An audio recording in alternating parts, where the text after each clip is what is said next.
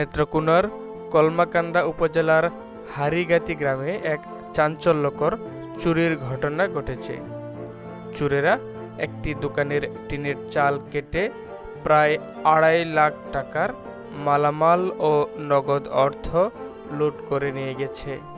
সকালে উঠে দিই আমার দোকানে ডাকাতি হয়েছে, উপর দেয়া টিন কাটিয়া ভিতরে ঢুকিয়া মাল চাবানা সরাইছে। ক্ষতিগ্রস্ত দোকান মালিক মোহাম্মদ কায়েস আহমেদ জানান, মঙ্গলবার ১ এপ্রিল তিনি অজ্ঞাতনামা ব্যক্তিদের বিরুদ্ধে পরিকল্পিত চুরির লিখিত অভিযোগ দায়ের করেছেন শিদলি পুলিশ তদন্ত কেন্দ্রে।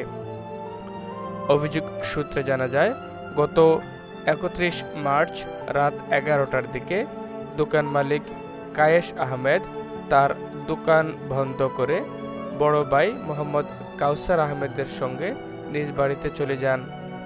কিন্তু পরদিন সকাল ৭টার দিকে কাউসার আহমেদ দোকানে গিয়ে দেখতে পান শাটারের এক অংশ খোলা এবং উপরের টিন কাটা অবস্থায় রয়েছে। দোকানে প্রবেশ করেই চোখে পড়ে কম্পিউটারের পুরো সেট, এলইডি টিভি, প্রিন্টার, সিগারেটের কার্টুন, বিদ্যুতের তার, মিনিট কার্ড, ইউপিএস, র্যাম এবং ক্যাশ ড্রয়ারে থাকা ৫০,০০০ টাকা সহ প্রায় ২,৫০,০০০ টাকার মালামাল চুরি হয়ে গেছে।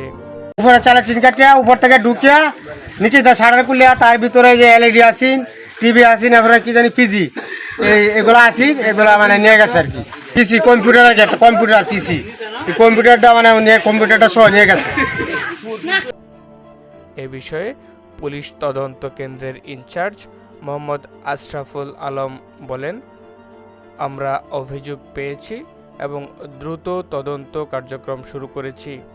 আশা করছি খুব শিগগিরই অপরাধীকে চিহ্নিত করে আইনের আওতায় আনা সম্ভব হবে।